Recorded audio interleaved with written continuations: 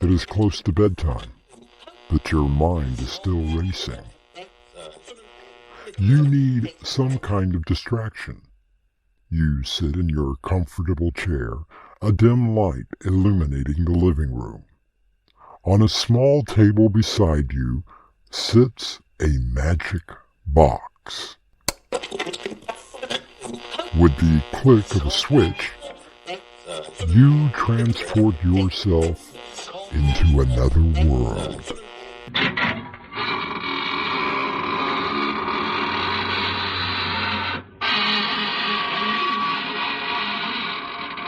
Good evening, friends of the Inner Sanctum.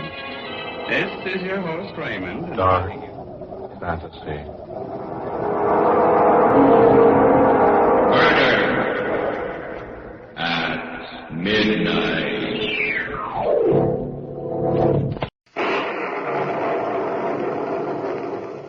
The Strange Dr. Weird.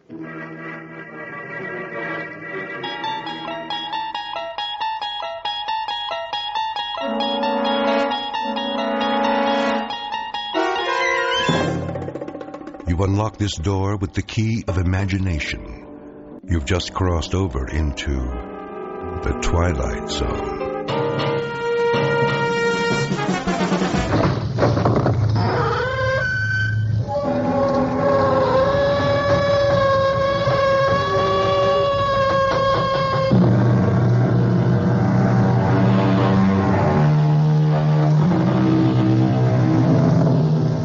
Come in.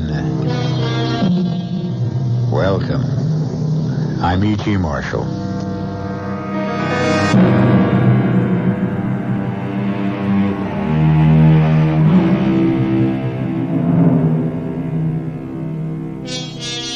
A world of complete imagination, where you have the pictures.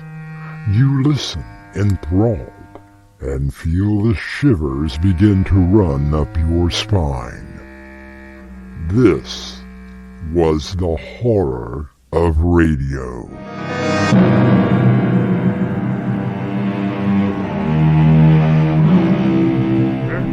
KDKA of the Westinghouse Electric and Manufacturing Company in East Pittsburgh, Pennsylvania. In October 1920, Westinghouse obtained a commercial broadcasting authorization from the Department of Commerce's Bureau of Navigation. On November 2nd, 1920, KDKA transmitted its first scheduled broadcast. We shall now broadcast the election returns. We are receiving these returns through the cooperation and by special arrangements with the Pittsburgh Post and Sun. We'd appreciate it if anyone hearing this broadcast would communicate with us, as we are very anxious to know how far the broadcast is reaching and how it is being received. While we're waiting for the returns to come in over the telephone, direct from the Post and Sun, I'll give you the list of offices in today's presidential election. Here they are. Some 30 million Americans are electing a president of the United States, a vice president, 34 United States senators, 435 members of the House of Representatives, governors of 34 states, and thousands of minor offices. The station went on to provide regular programming thereafter.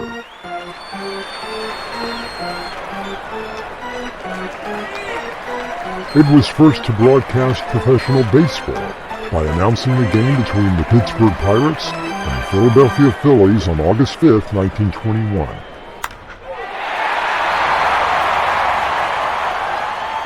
On October 8th, 1921, KDKA aired the first live football game between West Virginia University and the University of Pittsburgh.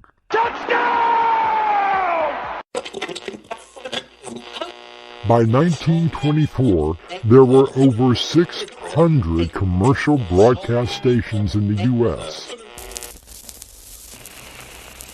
Ladies and gentlemen, the President of the United States. On March 12, 1933, President Roosevelt used the broadcast radio to speak directly to the nation in the first of his famous fireside chats to help the country manage the Great Depression.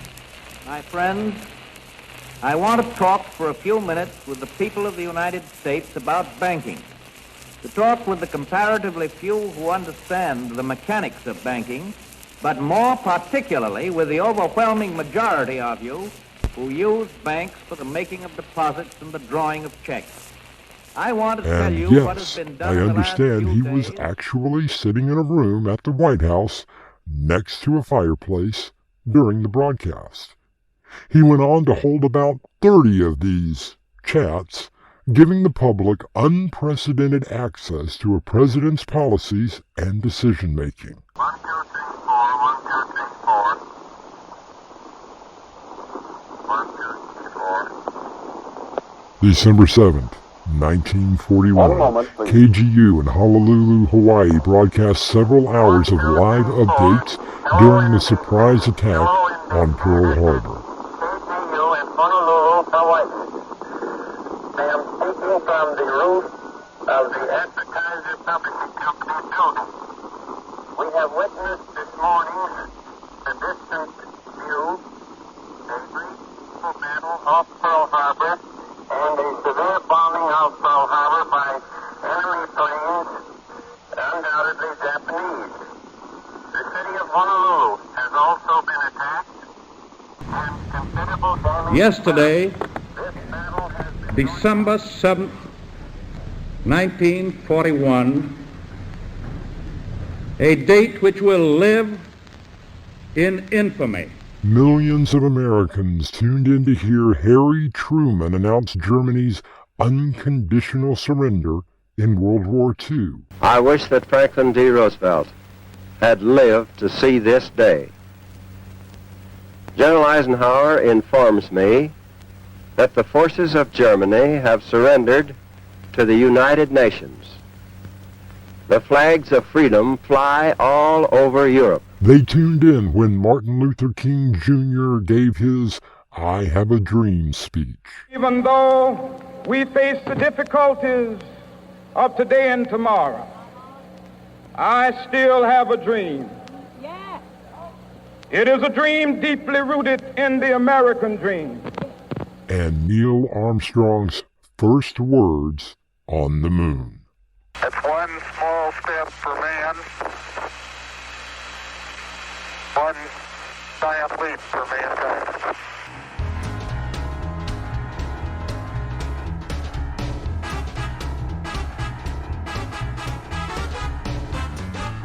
The one thing that radio is most remembered for was the entertainment.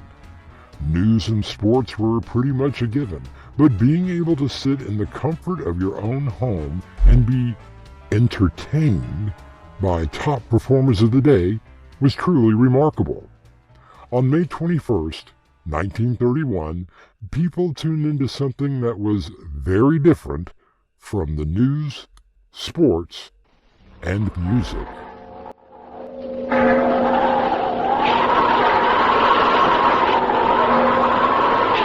The Witch's Tale.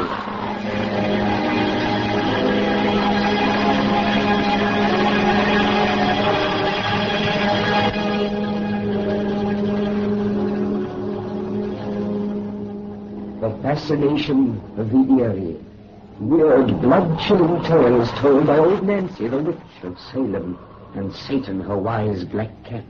They are waiting for you. The Witch's Tale premiered and became the very first radio horror anthology program. 107-year-old I be today. Yes, sir, 107-year-old. Well, Satan, we got a lot of yarn to spin these folks tonight. So if you'll give word to douse all lights, we'll get right smack down to business. Old Nancy, the hostess, was played first by stage actress Adelaide Fitz Allen.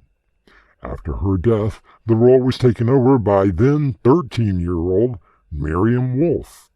The stories were mostly original, written by the creator Alonzo Dean Cole, but there were a few adaptations. What do you want of me? To show you my home, Frankenstein. This barren cave up on the mountainside, exposed to the winds and howling beasts. Here I, the monster you created, live, whilst you reside in comfort. I want to show you my solitude, whilst you are planning marriage. I thought you dead. You made me too strong. The fall you had killed me could not destroy my body. I simply disappeared from man because man has shut me out. Even you cannot bear to look at my repulsive being. Even you, my maker. You, my God. Maybe it's got some way to get in. You barred every outside door and shut at every window. Ah! In the next room. There's a light in the hole in that shutter. It squeezed through and broke the pane. With that heavy door key. It's coming this way. Shut the door, quick. Too late. It slipped by me. Get away from me. Away. Shoot it. Oh, bullets don't stop it, and it's almost 6 o'clock. It's got me in the corner, and I can't get away. Here, keep your wits. It's only a hand. You can throw it off like you did before. Then we'll find some way to destroy it. There. Good Lord! It's pulling that table cover under the lamp. The lamp is falling. The oil's on the clothes. I'm burning. You gotta save him, Bert. Even a dog can't die like that. I can't get to him. There's a wall of flame between. The clock. The clock. Oh, he's shot himself. The series ran until June of 1938 over the Mutual Radio Network, as well as being syndicated. It ushered in the age of radio horror. But in 1938, the real horror hit home. The Columbia Broadcasting System and its affiliated stations present Orson Welles and the Mercury Theater on the Air in The War of the Worlds by H.G. Wells. October 30th, 1938, Orson Welles, who had already made a name for himself with his Mercury Theater and playing the dual role of Lamont Cranston, alias The Shadow, on radio, began the third play in the radio series on CBS. Ladies and gentlemen, the director of the Mercury Theater and star of these broadcasts, Orson Welles.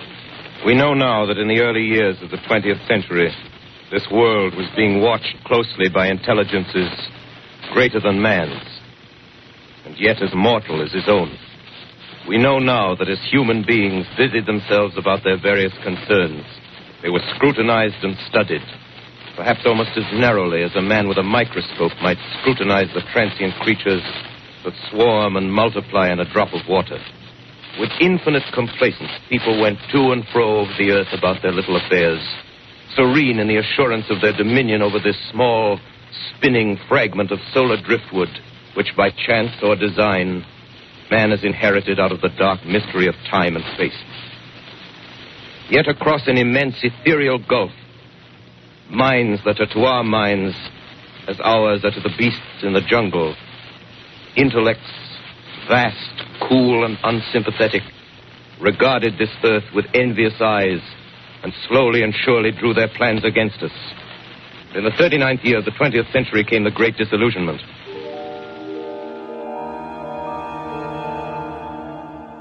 In the hour that was to follow, the nation panicked.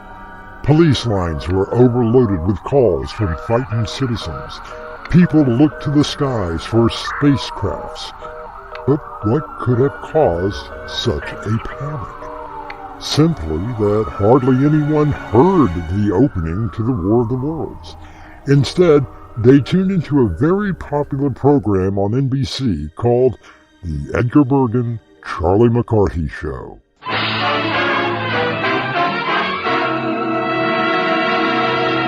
The makers of Chase and Sanborn coffee, the superb blend you know is fresh, present the Chase and Sanborn Hour, and your host, Don Amici.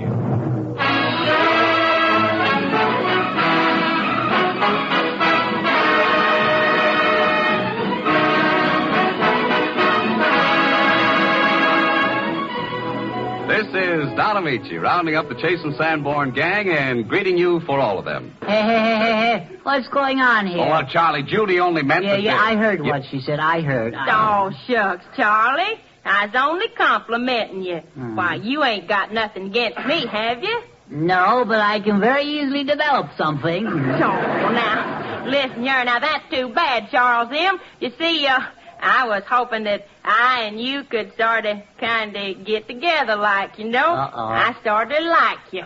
You do? I sure do. Bergen, get your gun.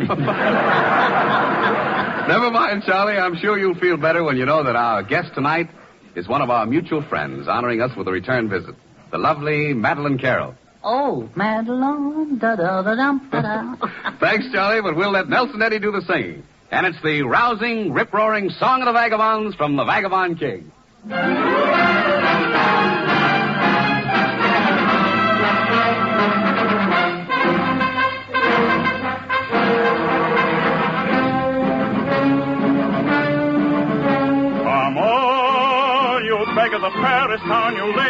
The opening singer that night, while popular, was doing one of his more unpopular tunes.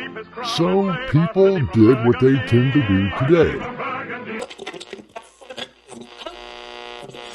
They changed the channel to CBS and heard... The flash in the sky was visible within a radius of several hundred miles, and the noise of the impact was heard as far north as Elizabeth. We have dispatched a special mobile unit to the scene. We take you now to Grover's Mill, New Jersey. I guess that's it. Yes, I guess that's the thing directly in front of me, half buried in a vast pit. Spectators now are pressing close to the object in spite of the efforts of the police to keep them back. This end of the thing is beginning to flake off. The top is beginning to rotate like a screw, and the thing must be hollow. He's moving! Keep back! Keep those men back! Keep back! Keep those idiots back! Come on. Ladies, off! The top's loose! Look out, Dad! Stand back! Ladies and gentlemen, this is the most terrifying thing I've ever witnessed. Wait a minute. Something I can see coming out of that black hole, two luminous discs. The eyes, it might be a face, might be almost... Good heavens, something wriggling out of the shadow like a gray snake. Now it's another one, and another one, and another one. They look like tentacles to me. I can see the thing's body. Now it's large as a bear. It glistens like wet leather, but that face, ladies and gentlemen, it's indescribable. I can hardly force myself to keep looking at it. No need to push the crowd back now. They're willing to keep their distance. The captain's conferring with someone. Can't quite see who. Ah, yes, I believe it's Professor Pearson. Yes, it is. Now they've parted, and the professor moves around one side, studying the object, while the captain and two policemen advance with something in their hands. I can see it now. It's a white handkerchief tied to a pole. Flag of truce. If those creatures know what that means, what anything means. Wait a minute, something's happening. A humped shape is rising out of the pit. I can make out a small beam of light against a mirror. What's that? There's a jet of flame springing from the mirror, and it leaps right at the advancing men. It strikes them head on. Oh, Lord, they're turning into flames. Now the whole field's caught up by the woods, the barns, the gas tanks, and the automobiles spreading everywhere. Coming this way now, about 20 yards to my right. After that, the imagination took over. Radio horror was now in its heyday.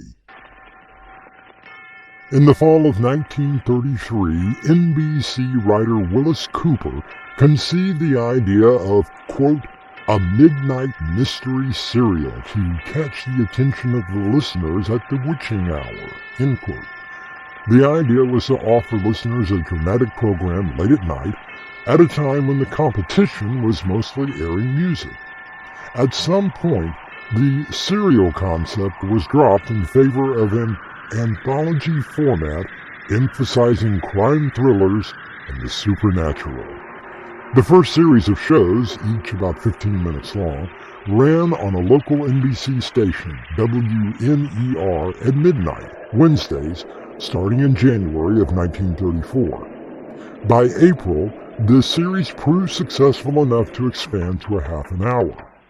In January 1935, the show was discontinued in order to ease Cooper's workload. He was then writing scripts for the network's prestigious Immortal Dramas program, but was brought back by huge popular demand a few weeks later.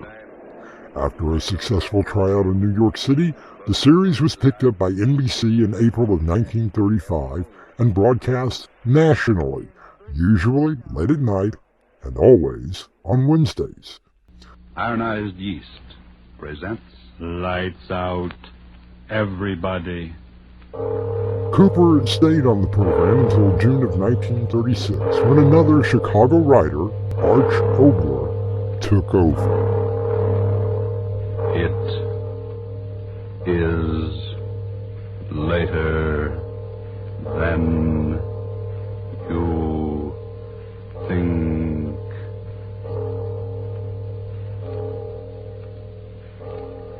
This is Arch Obler bringing you another in our series of stories of the unusual. And once again we caution you, these lights-out stories are definitely not for the timid soul. So we tell you calmly and very sincerely, if you frighten easily, turn off your radio now. There wasn't any place for anyone to hide. I saw that stone. It seemed to come down out of the air. So slowly. Florence, if you don't stop talking like that... I remember what Edna said. It throws things. Stop looking at me like that. You're giving me the jitters. She said the poltergeist throws things. Spirit of evil. Florence, Rob, have you gone crazy, too? Why should we laugh at things like that? What right have we got to laugh? How do we know there aren't powers we can't see or understand? Powers of evil that revenge an insult just like an evil man. Kay, how do we know? What are you talking like that for? What are you trying to scare me for? You're supposed to be the most intelligent one of us all. You with your college degrees.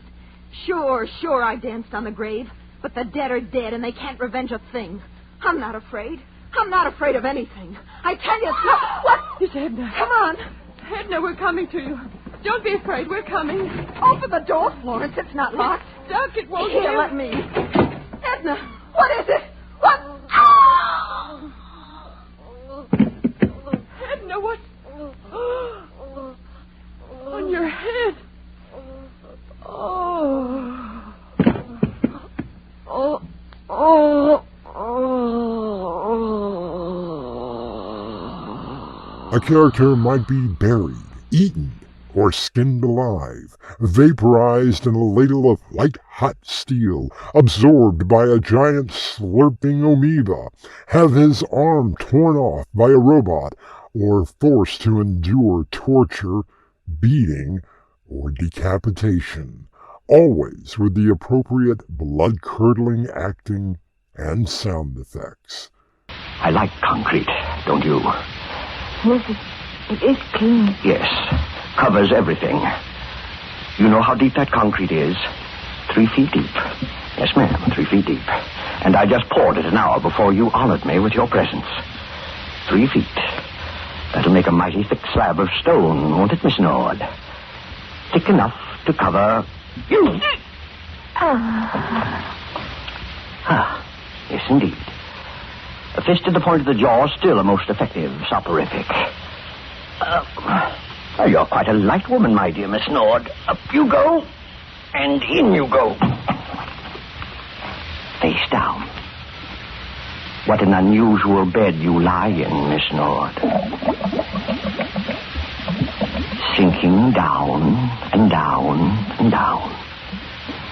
And the concrete will harden, and I guess I will have to get myself a new housekeeper. Who's to blame? Who's to blame? Who's to blame? It's that kid who's to blame. Yeah, we read it in the papers. That crazy college kid. There he is. That's him. That's him. No, let me go, you fools, you. I've done a great thing, a wonderful thing. Created something no one ever thought of. No, let me down. Let me down. Let me down, you fools. I started the song, but I didn't know this would happen. You can't blame me for a miracle. Throw him in the hole. No. Yeah, throw him in the hole. He made it. No, don't throw me down in here. There's no bottom to it. No. Radio horror continued and became more and more popular. One of the most memorable programs was created by Hyman Brown and premiered on January the 7th, 1941.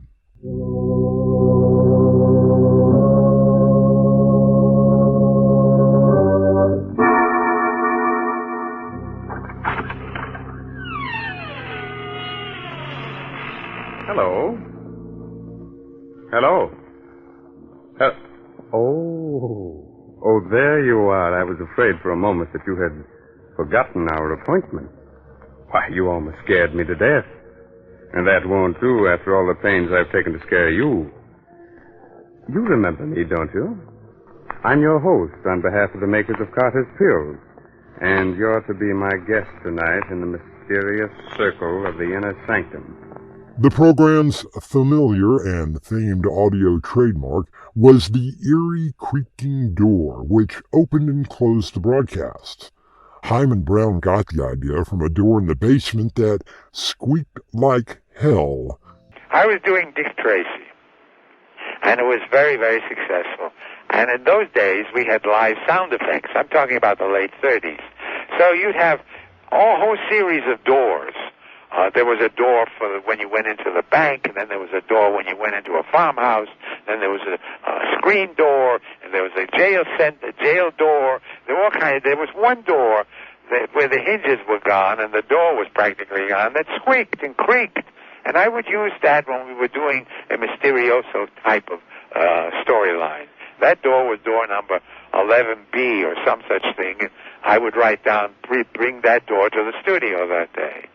But that door really talked to me. That door said, make me a star.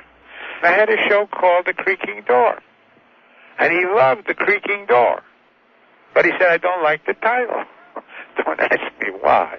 It put some ideas in his head, I suppose. I don't know. And out of just sheer nonsense, because I was a kid then, 1940. I was really young at this. I said, there were a series of I saw an ad in the New Yorker magazine, which had just begun in 1928, and was beginning to become a very important magazine, for a Simon & Schuster series of mysteries, detective stories called Inner Sanctum Mysteries. Oh, he said, that'd be a great title. Inner Sanctum, The Creaking Door. You go in, and you don't know what's on the other side of the door, said I. Fine. So now I had to get the rights to Sanctum Mysteries, which I went and got from Simon & Schuster. We plugged a book every other week or some such thing. They gave me all the rights to Inner Sanctum. In all, 526 episodes were broadcast. The use of a host was to be copied by many other programs. Good evening, friends of the Creaking Door. This is your host to welcome you into the inner sanctum once again. Come in. Our little place may not be a mansion, but it has its advantages. For one thing, it's thoroughly scare condition. The scream pipes are always in good working order, and the rent's quite reasonable. We get a cut rate.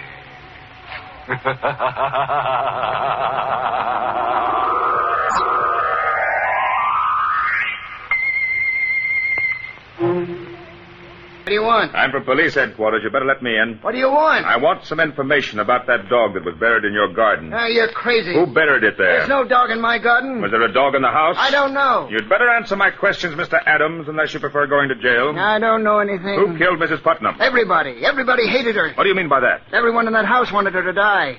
Her brother cursed her. Williamson might have poisoned her. What about you? Me? I didn't hate her anymore. She promised to leave all her money to me. Oh? Why? Well, it was her only sign of repentance. I washed the knife. Quickly, but carefully. Very quickly, but very carefully. Didn't take long. The stains hadn't hardened much. The brown stayed. Carl? Yes? Someone to see you. A man. What does he want? He didn't say, except that it was They said he's a lieutenant. A Lieutenant Gregg. From the police. Oh, well, now it's really time to close that there squeaking door until next Tuesday. So, until then, good night. Pleasant dreams.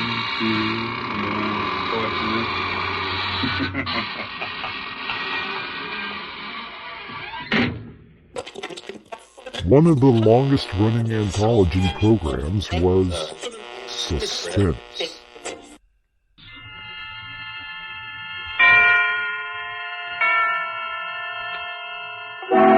Suspense. Alfred Hitchcock directed its audition show for the CBS summer series Forecast. This was an adaptation of The Lodger, filmed by Hitchcock in 1926.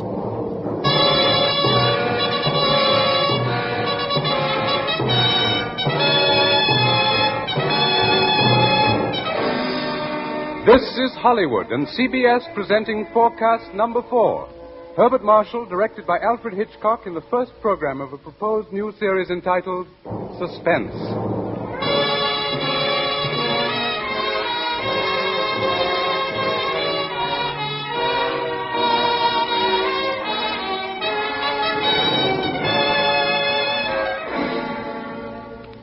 Tonight's Forecast program, ladies and gentlemen, represents the ideal form of collaboration.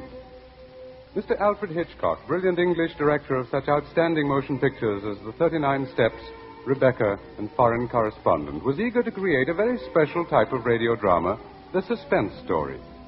As narrator and star for his production, he thought at once of the distinguished actor with whom he had been associated in countless British film successes, Herbert Marshall. Mr. Marshall suggested that they dramatize a certain favorite story of his.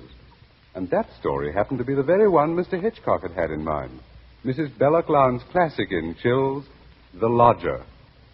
Both Marshall and Hitchcock decided on the same story to bring to the airways, which happened to be a favorite of both of them, The Lodger. Alfred Hitchcock had filmed the story in 1926, and since then, it had remained as one of his favorites. And now, Mr. Kenneth, I understand you heard this man speak. Oh, yes. He had a rather high, hesitating voice. An educated man, I would judge, but quite mad. What do you mean by that? Well, as he emerged from the fog, he was talking aloud to himself. Believe me, sir, he was reciting scriptures from the Bible.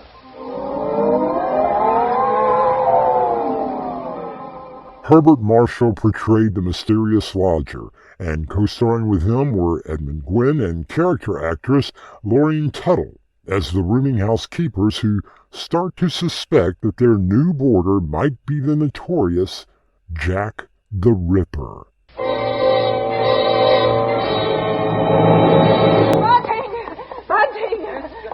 Oh, Bunting, tell me, Bunting. Where's Daisy? Where is she? I say, where? Why, home.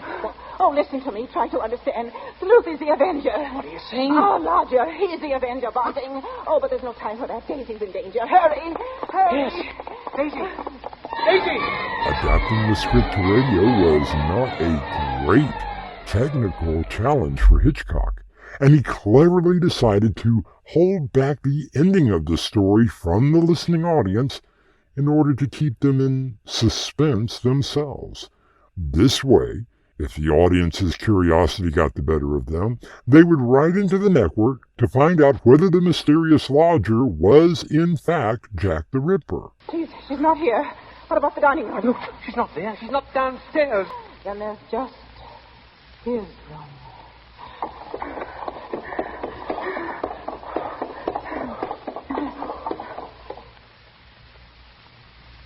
Go on.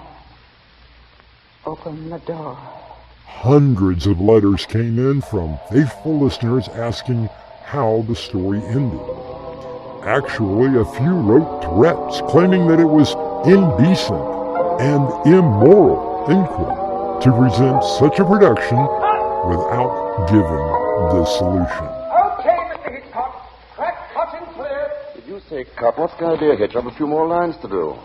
As Mr. Marshall, the narrator, you have, not as Mr. Sleuth, the lodger. Hitch, you can't stop the play right here. It isn't fair, you know. Why isn't it, Bart? What became of Mr. Sleuth? Oh, him. Why, he left that afternoon. They never saw him again. And now I think we ought to say something about the Columbia forecast Mr. so Hitchcock, far. sir, will you please... Stop him, Mr. Marshall. Hitch, listen to me. Yes? What is it? They want to know when the Avenger finally was caught. Oh, well, let me ask you something, Bart. Are you acquainted with Loretta Young? Yes, what's that got to do with it? Well, in next week's Columbia preview series, Miss Young will take the starring role in the drama of an American Red Cross nurse. That's good news, isn't it? Oh, that's great. But now listen, Hitch, you've just got to tell that audience exactly when and how Mr. Sleuth was caught. Caught? Why on earth should he be caught? Why? Well, he was the Avenger, wasn't he? Was he? Suspense would run until 1962, with 945 original broadcasts. The most popular of these, originating 7 times throughout the series, was a play titled Sorry, Wrong Number. Let it ring. Let it go on ringing. It's a trick of some kind. It's a trick of some kind. I won't answer it. I won't, even if it goes on ringing all night. I won't answer it. I won't answer it. Now, what's the matter? Why did they stop ringing all of a sudden? What time is it? Where's my clock? Oh, where did I put it? It's 5 to 11. They've decided something. They're sure I'm home. They've heard my voice answer them just now. That's why they've been ringing me. Why no one has answered me. If the actress playing the lead role sounds familiar, then you probably remember a TV series titled Bewitched. That is indeed Agnes Moorehead, who played the part of Samantha Stevens' mother in Dora. Your call, please. Where were you just now? Why didn't you answer at once? Give me the police department. Oh. I'm sorry, the line is busy. I will call you. Busy? But that's impossible. The police department can't be busy. There must be other lines available. The line is busy. I will try to get them for you later. No, I've got to speak to them now. It may be too late. I've got to talk to someone. What number do you wish to speak to, please? I don't know, but there must be someone to protect people beside the police department. A detective agency. You will find agencies listed in the classified directory. But I don't have a classified. I mean, I'm too nervous to look it up, and I don't know how to use the directory. I will connect you with information. Perhaps they will be able to help you. No. Oh, you're being spiteful, aren't you? You don't care, do you, what happens to me? I could die and you wouldn't care. Oh, stop it! I can't stand anymore. The play was written by Lucille Fletcher, who also penned another popular suspense outing titled The Hitchhiker. I knew I'd see him again. Maybe at the next turn of the road. I knew that when I saw him next, I would run him down.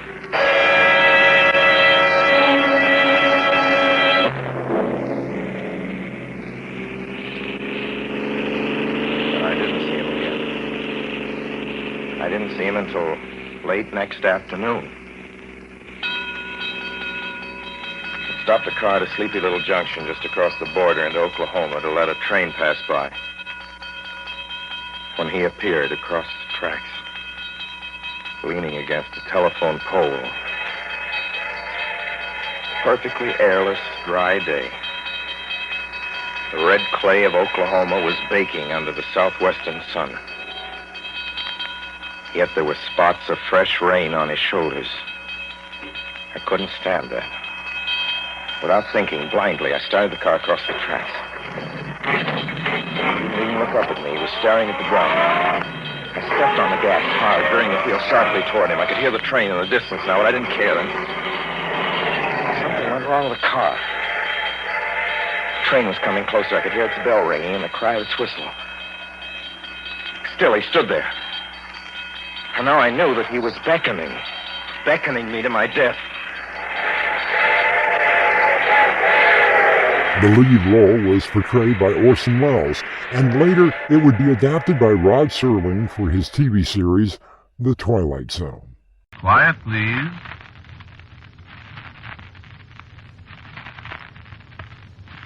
Quiet, please. Another notable series was produced, written, and directed by Willis Cooper, who had created Lights Out. The show's star and announcer was Ernest Chappell. It debuted on the Mutual Network June 8, 1947 through June of 1949, with a total of 106 shows. The Mutual Broadcasting System presents Quiet, Please, which is written and directed by Willis Cooper and features Ernest Chappell. The most notable? A show entitled The Thing on the Horrible Board. And I heard a little sound. The sound of a kid crying. And there wasn't any kid up there. And And I heard it again, and it came from above my head, and I took out my revolver. I loaded it carefully. I started up the ladder to the forward board. Well, there wasn't anything up there, nothing I could see. There was a voice crying. The voice of a little kid. And then there was a movement behind the rack of drill pipes, and I saw the pipe move, and I yelled, "Come out of there, whoever you are! Come out or I'll start shooting!" And the stand of pipe shivered, and I thought, what can it be that can handle that heavy pipe like jack straws? And then there was a crash.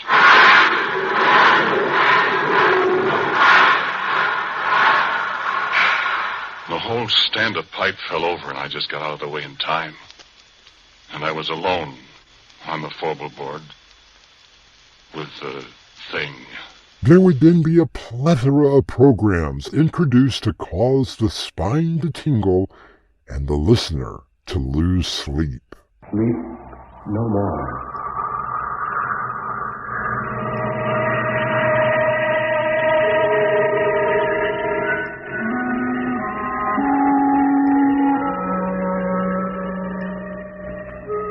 Sleep no more. Turn down the lights. Sink back in your chair and don't look into the shadows. In the shadows, there may be moving things. Tonight, it may be, you will sleep no more.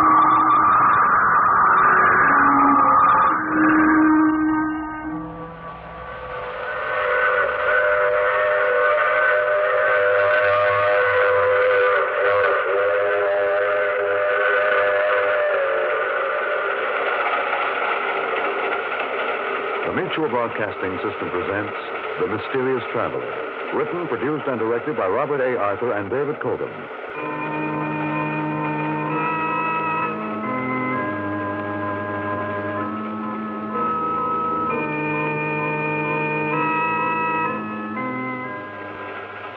This is The Mysterious Traveler, inviting you to join me on another journey into the realm of the strange and the terrifying. I hope you will enjoy the trip, that it will thrill you a little and chill you a little. So settle back, get a good grip on your nerves, and be comfortable, if you can.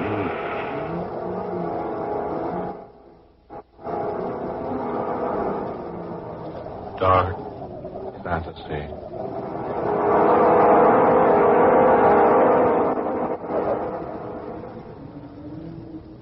I am the man who came back.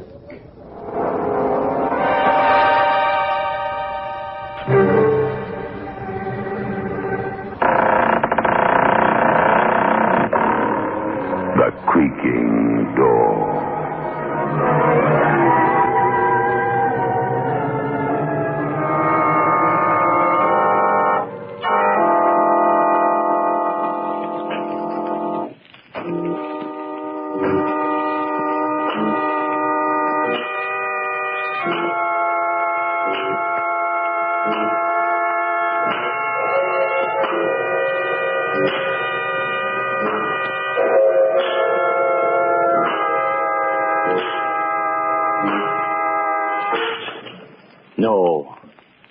No, stay where you are. Do not break the stillness of this moment, for this is a time of mystery, a time when imagination is free and moves forward swiftly, silently.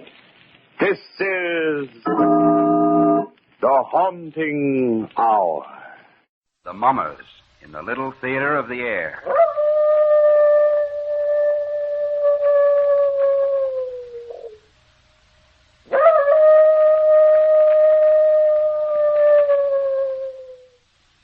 Now, the Hermit.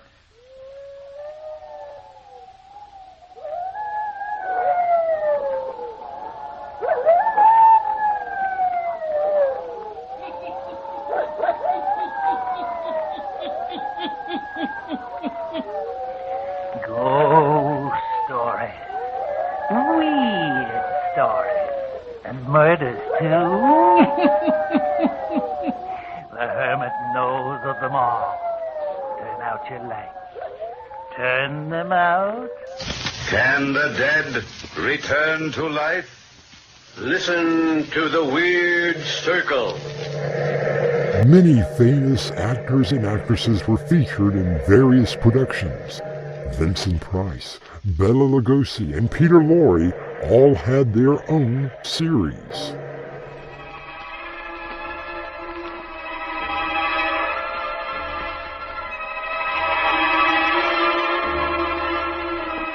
Mystery in the Air, starring Peter Lorre, presented by Camel Cigarettes.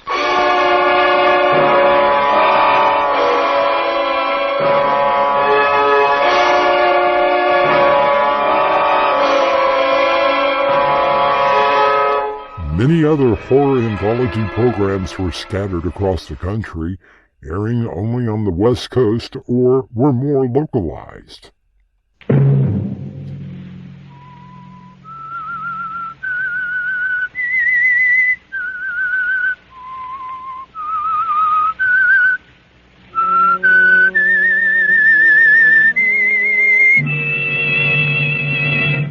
I'm the Whistler.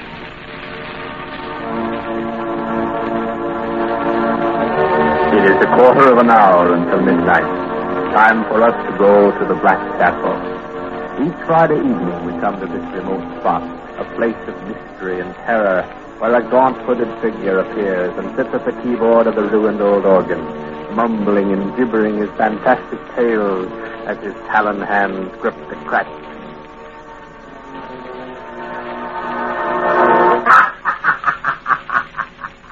Little do they know. There were plenty of detective dramas and even science fiction, but the horror programs were always favored. Along came the 60s, and radio drama had all but died out, with the last play of Suspense airing on September 30th, 1962. Radio was regulated back to music, news, and sports.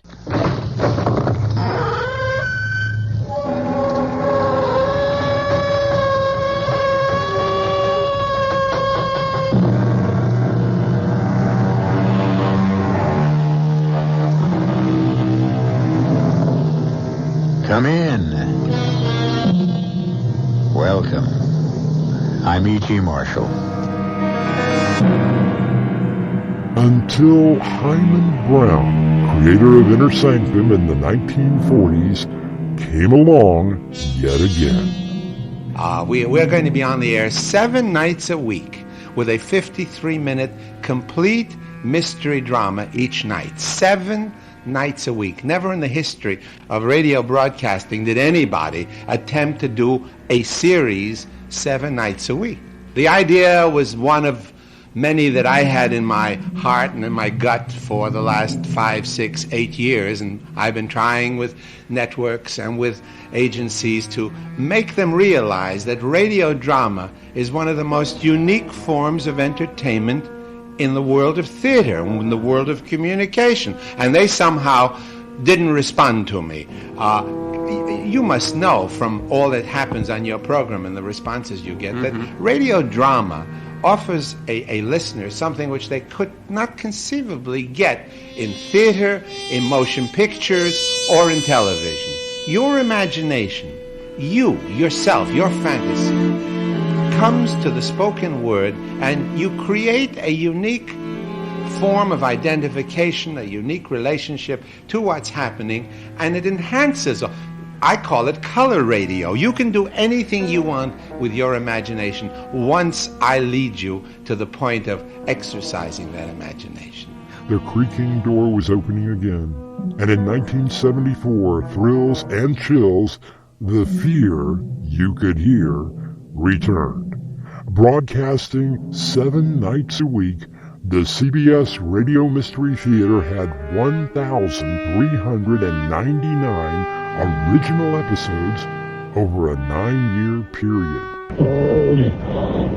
Cold, the smell, decayed.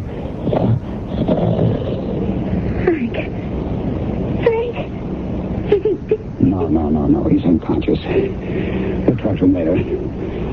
Volga, did your men find anything else? Just the grass. It's curious, Tom. I don't see anything, Klaus. Yes, you do, Tom, but it doesn't mean anything to you. We weren't here when we found Flip. The air was flattened. It was the same strange discoloration. What's all this got to do with Frank here? I don't know. But I promise you, I'll find out.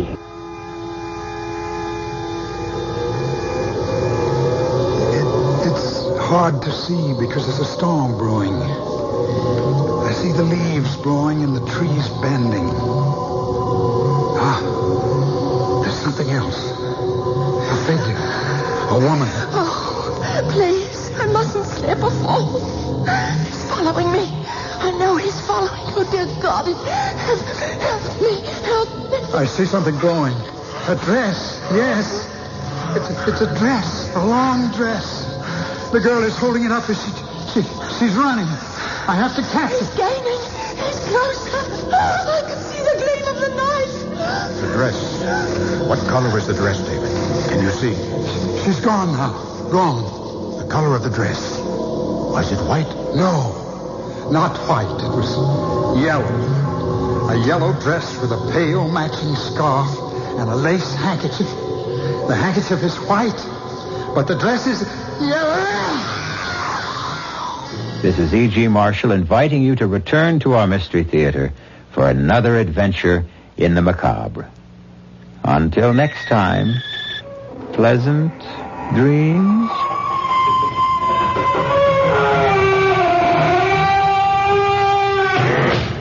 With its success, there proceeded even more radio anthologies. The General Mills Radio Adventure Theater.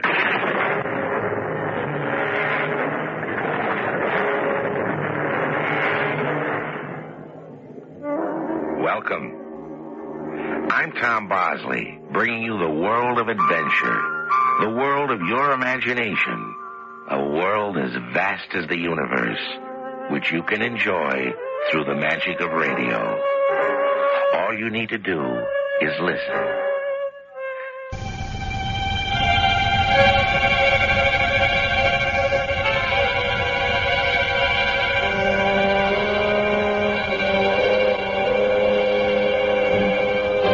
The Price of Fear. Brought to you by Vincent Price. Hello there. You might be aware that as an actor, I've become associated almost entirely with what are known as horror movies. I'm Rod Serling. You're listening to the Zero Hour. Rest your eyes.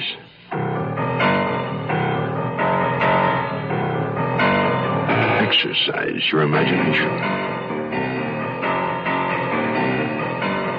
This week, Charles Larson's inside story of television murder. Someone's death.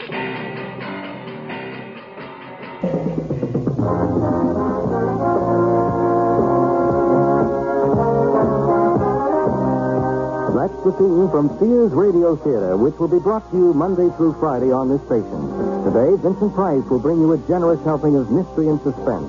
Tomorrow, Cicely Tyson will enthrall you with tales of love and hate, dramas involving human emotions. Friday, Richard Widmark will host tales of adventure in outer space, under the sea, anywhere there is adventure. Monday, you'll hear stories of the Golden West and the West we know today with Lorne Greene as your host. And on Tuesday, you can laugh with Andy Griffith as your host for things that are funny. The Sears Radio Theater will begin after this message from your local station.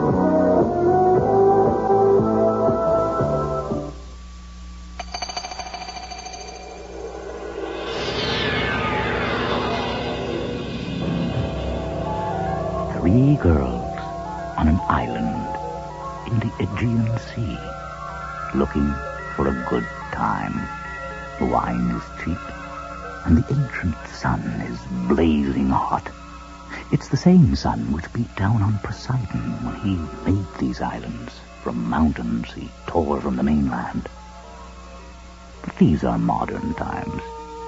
It wouldn't do to ruminate too much on the antics of the gods of a bygone age. Not a good idea at all. You unlock this door with the key of imagination. Beyond it is another dimension. A dimension of sound, a dimension of sight, a dimension of mind.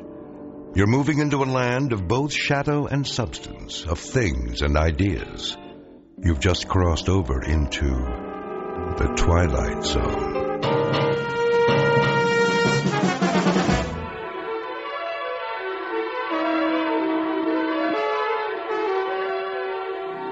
Within the far reaches of deep space, there remain unknown planets, journeys into galaxies yet uncharted. Stellar exploration is the newfound adventure.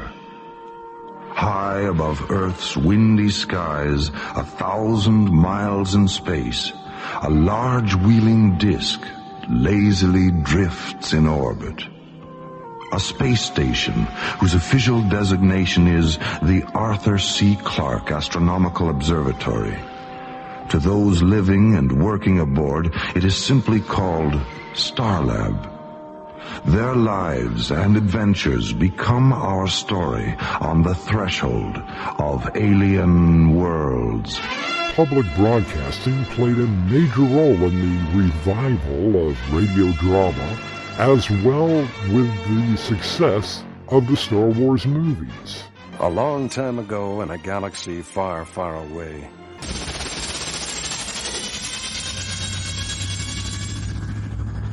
She sounds smooth, Luke. Yeah, I worked on her all day yesterday. Well, listen, if you're planning on doing any racing, you can count me out, Skywalker. Tatooine is no academy, and you're no star pilot. Not yet, anyway. Well, I adjusted the thrust sequence for extra boost. You better hang on to your seat.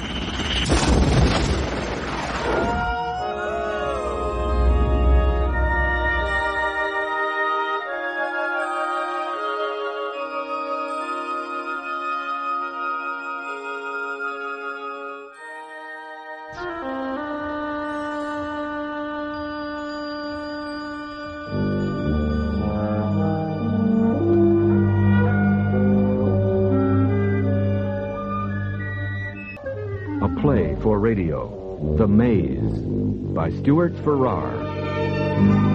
There were imports from the BBC, the most successful being The Hitchhiker's Guide to the Galaxy by Douglas Adams, starring Peter Jones as The Book.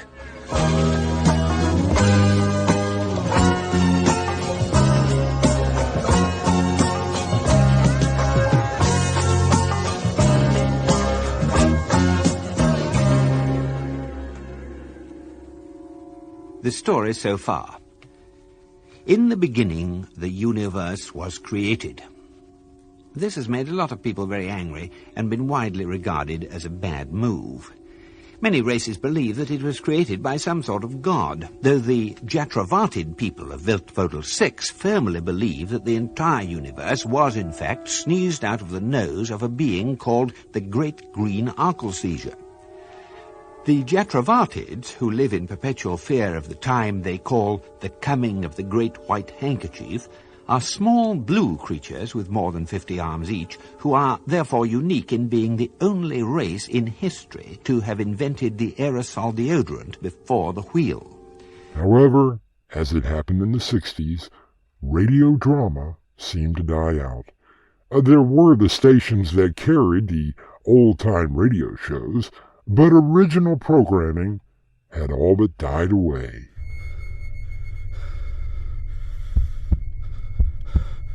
It lies in wait amidst your dreams, where nothing is ever how it seems. It is a portal to a terrifying world beyond the doorway to nightmare.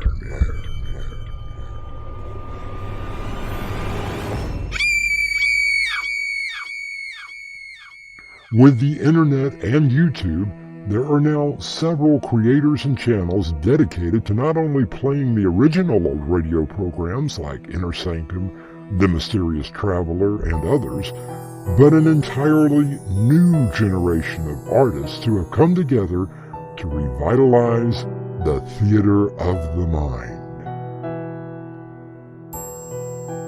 So the next time you just can't find anything to watch, try exercising your imagination. Oh, well, now it's really time to close that there squeaking door until next Tuesday. So until then, good night.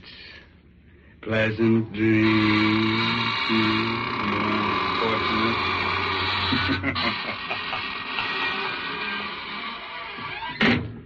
Oh, you're getting off at the next stop. I'm sorry. But perhaps we'll meet again soon. I take this same train every week.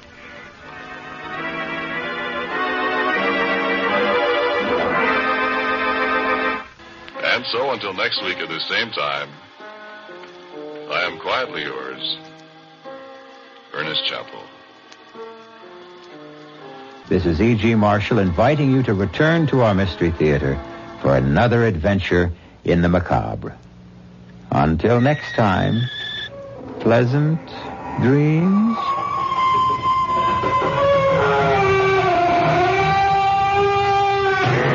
This is your host, inviting you to return with us through the doorway to nightmare for another adventure into the world of your terrifying imagination. Until next time, slumber peacefully. Epilogue. The butler did it.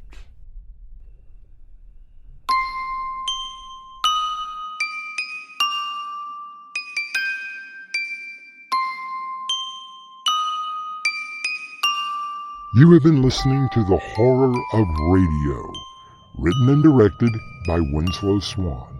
This has been a presentation of Doorway to Nightmare. Thanks to the many contributors who have kept the art of radio drama alive, especially the horror of radio.